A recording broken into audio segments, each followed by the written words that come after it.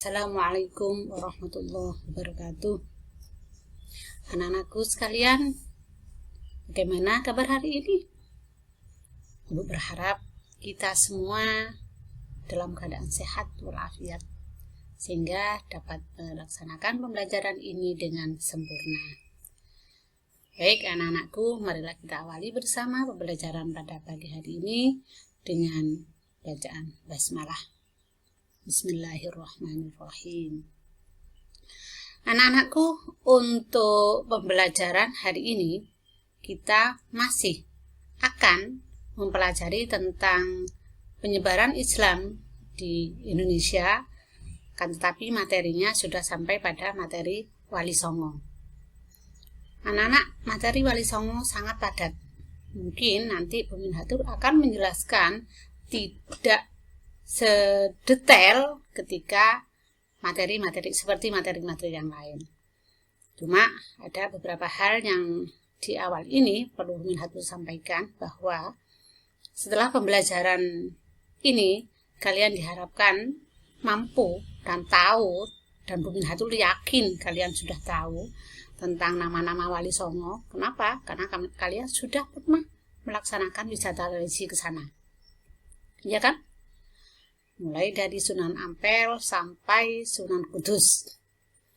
Tinggal satu yang belum, yakni di Jawa Barat. Kemudian untuk apa sih Bu kita belajar tentang Wali Songo ini?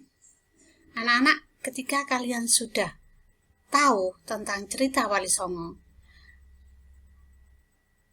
kita berharap kalian akan meneladani perilaku Wali Songo. Apa saja yang dilakukan oleh Wali Songo dalam menyebarkan Islam di Indonesia.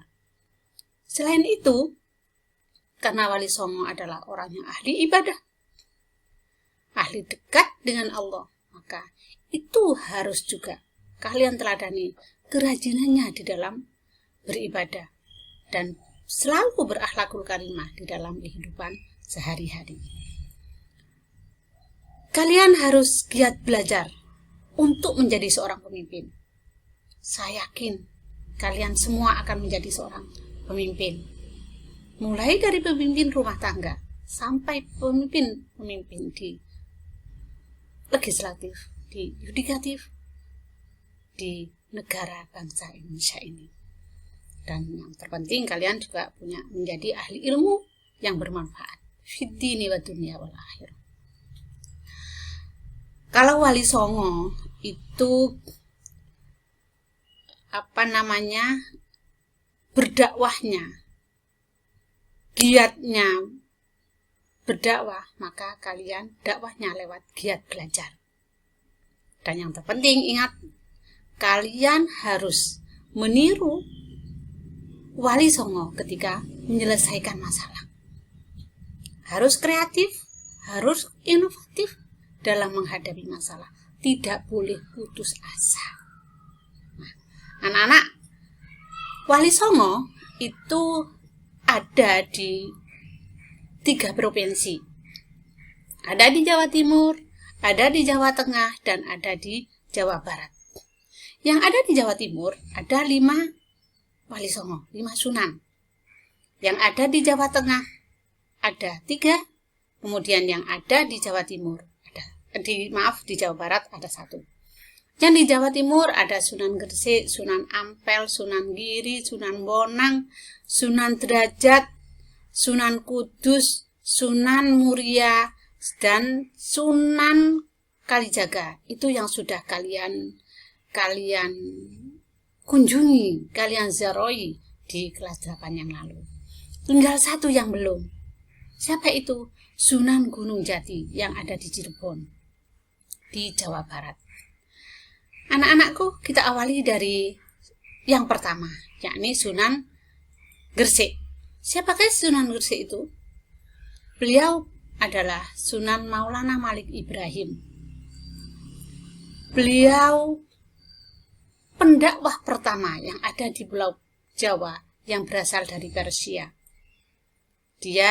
Beliau dimakamkan di Sukolilo Gresik, dan beliau ini merupakan keturunan ke-22 dari Nabi Muhammad Shallallahu Alaihi Wasallam. Kemudian metode dakwah yang dilakukan oleh Sunan Gresik, yang pertama, beliau mendirikan pondok pesantren. Dalam menyiarkan Islam, beliau sering mengajarkan cara bercocok tanam yang baik, karena beliau punya keahlian di situ. Dengan menyampaikan tutur katanya yang sopan, yang sederhana, yang bisa diterima oleh semua masyarakat dengan halus dan baik. Baik pendekatannya juga. Beliau juga ahli seni rupa, kemudian seni musik, yang ada lagu yang sering kita nyanyikan waktu kecil dulu. Ada gundul-gundul pacul, gundul-gundul pacul cul. Itu banyak anak-anak filosofi yang ada di dalamnya. Karomah. Apa sih karomah itu? Karomah itu adalah kelebihan yang dimiliki oleh para wali, yang diberikan oleh Allah saat beliau harus menunjukkan kebesaran Allah di hadapan para musuhnya. Yang pertama, dia dapat merubah beras menjadi pasir. Biasanya kan pasir menjadi beras. Ini kok aneh ya? Kisahnya, pada zaman itu di Gresik itu beliau punya muridnya saudagar kaya raya. Beliau menjadi orang yang kaya di daerahnya. Cuma beliau terkenal dengan kebakhilannya, terkenal dengan kepelitannya. Nah, berita ini terdengar oleh Sunan Gresik. Kemudian beliau mau membuktikan, benar nggak kalau saya punya murid berperilaku seperti itu. Akhirnya beliau datang ke rumahnya. Di sana beliau dijamu dengan berbagai makanan yang enak-enak karena kedatangan gurunya. Nah, di saat penjamuan terjadi, ada seorang kepak mengis yang datang. Di sana saya butuh beras. Saya minta keikhlasan di sana untuk memberi kami beras untuk dimasak bagi keluarganya. Apa jawaban muridnya Sunan Gresik tadi? Beras? Saya tidak punya beras. Kalau kamu lihat apa yang ada di gudangku, apa yang ada di depan rumahku, bahwa itu semua bukan beras. Yang ada di kantong-kantong itu adalah pasir. Dengan kecewa, pengemis tadi kembali. Ketika Sunan Gresik mendengar apa jawaban dari muridnya, beliau memohon kepada Allah, ya Allah, berilah pelajaran pada murid saya ini dengan apa yang dia katakan tadi. Tidak menunggu waktu lama, datanglah pesuruh dari muridnya tadi. Karyawannya datang menyampaikan bahwa apa yang ada di gudang itu sudah menjadi pasir semuanya. Beras-beras hilang. Ketika beliau ngecek ke gudang, ke depan rumah, tumpukan-tumpukan karung itu menjadi pasir, beliau langsung menangis sejadi-jadinya. Kemudian minta kepada Sunan Gresik, apa yang terjadi? Tolong saya kembalikan beras saya itu. Setelah itu Sunan Gresik menyampaikan, itu kan apa yang kamu sampaikan di depan pengemis tadi. Kamu mengatakan tidak punya beras, yang ada pasir. Yaitu Allah menjadikan berasmu menjadi pasir. Akhirnya beliau minta kepada Sunan Gresik untuk tetap tolong jadikan beras lagi. Sunan Gresik menyampaikan, loh, saya bisa berdoa lagi, cuma maukah kamu merubah sikapmu dari yang bakhil menjadi orang yang dermawan? bukan hanya itu, zakat yang harus kamu keluarkan, dan itu menjadi haknya fakir miskin, harus dikeluarkan. Iya. Nah, ketika itu akhirnya Sunan Gresik kembali berdoa kepada Allah, ya Allah, kembalikanlah pasir ini menjadi beras. Ketika menjadi beras, sekarang muridnya itu menjadi saudagar kaya raya yang dermawan. Ini salah satu karomah dari Sunan Gresik. Anak-anak, saya tidak akan menceritakan semua karomah, masing-masing Sunan saya ambil hanya satu karena waktunya. Yang kedua, Sunan Ampel. Sunan Ampel ini Raden Rahmatullah adalah Sunan yang paling sering kita kunjungi karena tempatnya ada di Ampel. Dia adalah putra dari Maulana Ibrahim Asmorokondi, yang biasanya ketika kita ziarah ke sana, SMP langganan itu sholat mandi jamak takdim maghrib dan isya di sana. Beliau adalah putra pertamanya, memiliki putra yang nantinya akan menjadi Sunan, akan menjadi Wali Songo, yakni Sunan Bonang dan Sunan Derajat. Itu adalah putra Sunan Ampel. Dakwah yang beliau lakukan ini, beliau orang pintar. Dalam menyampaikan sering melakukan diskusi, dialog. Ajaran yang sampai sekarang diikuti oleh masyarakat kita adalah ajaran Moh Limo. Moh itu apa? Nggak mau, nggak boleh. Lima hal yang tidak boleh kita lakukan. Apa itu? Moh mabuk, jangan kali-kali kita mabuk. Moh main, jangan berjudi. Moh madon, jangan bermain perempuan. Dalam hal ini berzina. Yang keempat, moh madat, jangan menelan pil-pil yang itu akan merusak pikiran kita. Zaman dulu belum ada ekstasi, tapi Sunan Ampel sudah memberi ajaran kita tidak boleh menelan yang bisa memabukkan kita. Yang terakhir adalah moh maling, jangan mengambil hak yang bukan hak kita semuanya. Jangan mengambil barang yang bukan menjadi hak kita. Anak-anakku, karomah beliau dapat berjalan di atas air. Kemudian yang sekarang yang masih ada itu adalah karomah yang dimana beliau punya murid namanya Mbah Soleh, yang beliau bisa hidup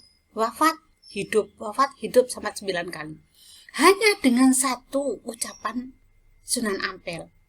Ketika masjid itu kotor, Sunan Ampel itu mengatakan, ya Allah, seandainya masih ada Mbah Soleh, tentunya masjid ini tidak akan sekotor ini, karena beliau adalah petugas pembersih masjid yang sangat bertanggung jawab, kinclong.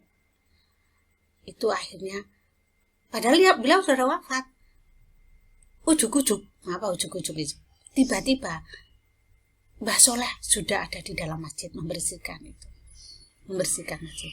Kedua kali kejadiannya seperti itu, sampai ke-8 kali. Nah, pada ke-8 kali ini, ketika Mbah Soleh hidup lagi untuk membersihkan masjid, Sunan Ampel meninggal dunia. Ketika Sunan Ampel meninggal, maka Mbah Soleh juga tidak ada lagi yang meminta untuk menghidupkan beliau untuk membersihkan Sunan Ampel. Nah, anak-anak, berikutnya adalah Sunan Giri. Sebelumnya Bu Minhatul mau bercerita dulu tentang asal-usul Sunan Giri. Anak-anak, saat itu di Banyuwangi ada sebuah kerajaan yang namanya Kerajaan Blambangan. Beliau dalam raja itu memiliki seorang putri yang sakitan. yang tidak sembuh-sembuh. Nah, karena mungkin sudah banyak tabib, banyak dokter, banyak dukun juga yang diminta untuk menyembuhkan, tak bisa, maka beliau mengadakan sayembara. Siapa yang bisa menyembuhkan putrinya? Kalau laki-laki akan diambil menantu untuk dipersunting dengan putrinya yang sedang sakit itu. Kalau perempuan akan diangkat menjadi anak angkatnya. Padahal dia kan putra mahkota. Kalau ada seorang yang bisa mempersunting beliau, berarti dia akan menjadi raja. Tanpa sengaja, tanpa ada persiapan, ada namanya Maulana Ishaq. Beliau yang ternyata bisa menyembuhkan putri itu. Nah, karena sembuh, ya sesuai dengan sayembaranya, akhirnya Maulana Ishaq dinikahkan dengan putrinya yang bernama Dewi Skardado. Ketika Maulana Ishaq masuk dalam sebuah kerajaan, beliau enak. Maksudnya enak dalam menyiarkan Islam lebih leluasa. Akan tetapi rajanya tidak mau. Tidak mau kalau dia kalah pamor dengan Maulana Ishaq. Dengan berbagai macam cara, bagaimana Maulana Ishaq tidak kerasan, akhirnya beliau memutuskan, karena sudah tidak ada kesamaan antara mertua dan menantunya, beliau memutuskan kembali lagi ke Pasai. Kebetulan beliau memang berasal dari Pasai, Aceh. Sudah ditinggalkanlah istrinya karena memang tidak dikehendaki. Ternyata Dewi Skardado hamil buah perkawinan dengan Maulana Ishaq.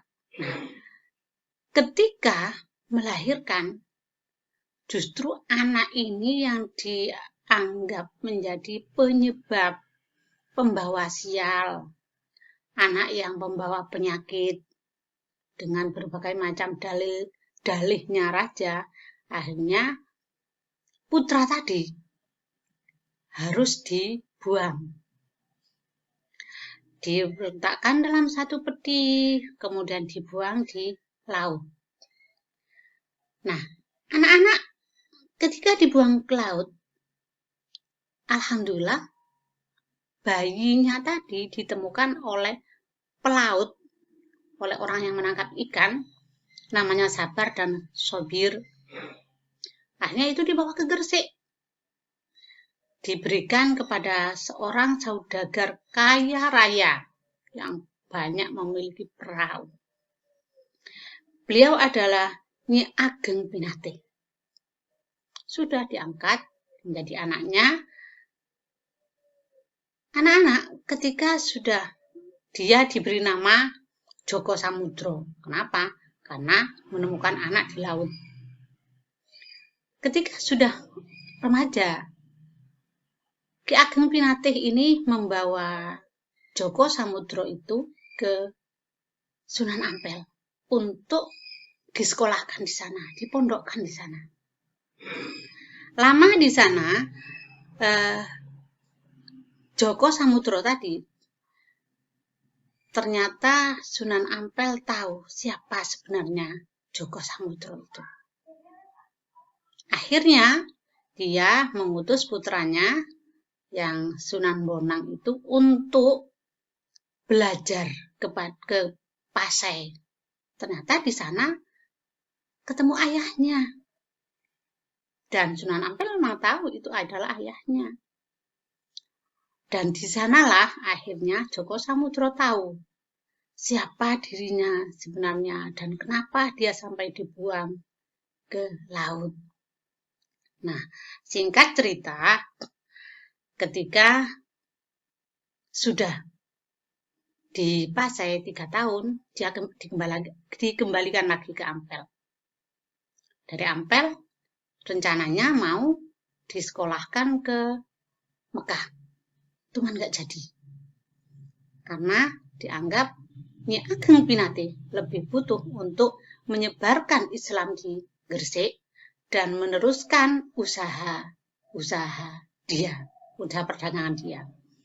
Akhirnya kembali ke Gresik, yang namanya remaja diberi usaha, kemudian dia didampingi oleh namanya Abu Hurairah untuk berdagang ke Kalimantan dengan membawa perahu besar untuk dagangannya, membawa dagangannya. Sampai di sana ternyata di sana paceklik yang membuat dia Djoko Samudro tadi dagangannya silakan membeli tanpa uang, diutang boleh, bahkan ada juga yang disedekahkan, sehingga sampai ketika mau kembali ke Gresik dia sudah tidak dapat apa-apa. Si Abu Hurairah takut nanti gimana kalau Nyi Ageng Pinate marah, tahu gak dapat apa-apa. Djoko Samudro mengutus para pegawai yang ikut dengan dia untuk memasukkan semua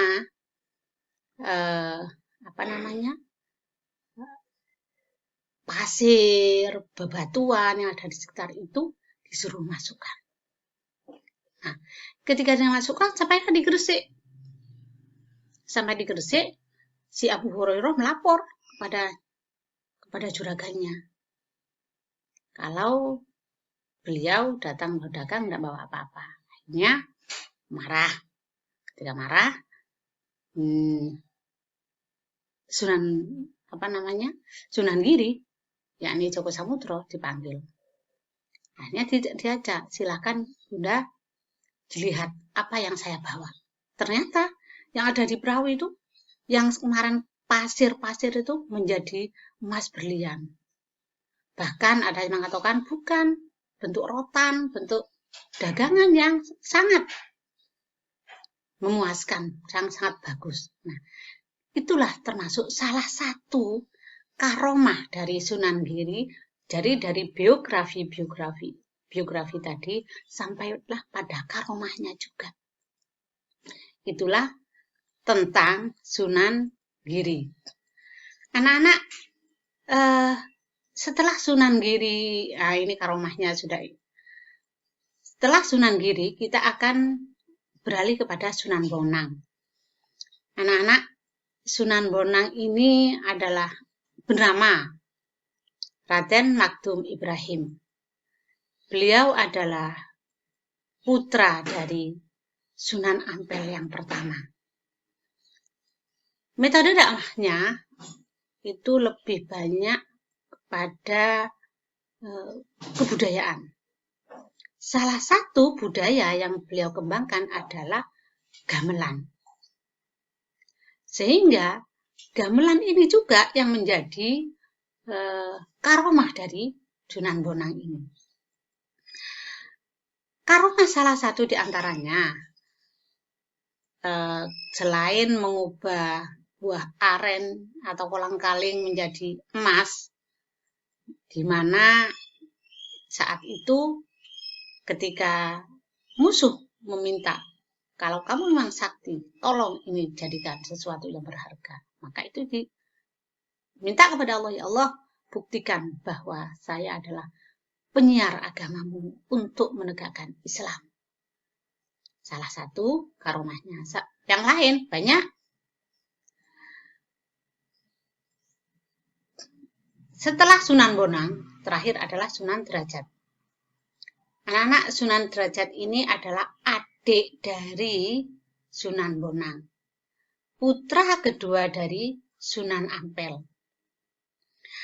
Untuk Sunan Derajat, metode dakwahnya beliau menyampaikan dengan bil hikmah dakwahnya, dengan dakwah, dengan bijak, dengan mendirikan pondok pesantren, di samping juga masuk lewat kesenian, karena memang kesenian ini adalah modal yang paling bagus untuk menyiarkan Islam, untuk mempengaruhi kebudayaan hidup Buddha.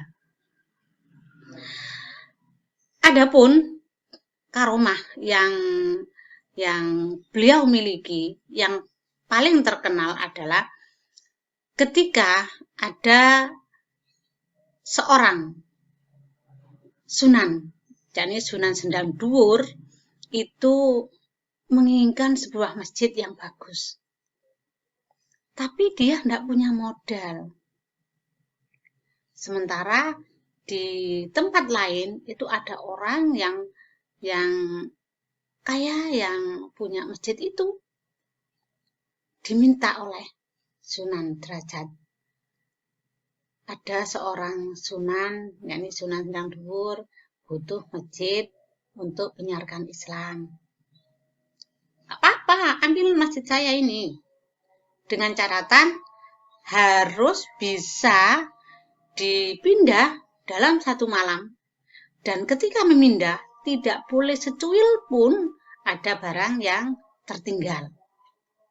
Alhamdulillah, berkat karomahnya Sunan Derajat, dalam sebelum semalam suntuk, sepertiga malam, sudah selesai dipindah persis seperti aslinya, tanpa mengurangi satu apapun. Nah, anak-anak, dari cerita 5 wali itu, ada 4 wali yang belum Ibu sampaikan.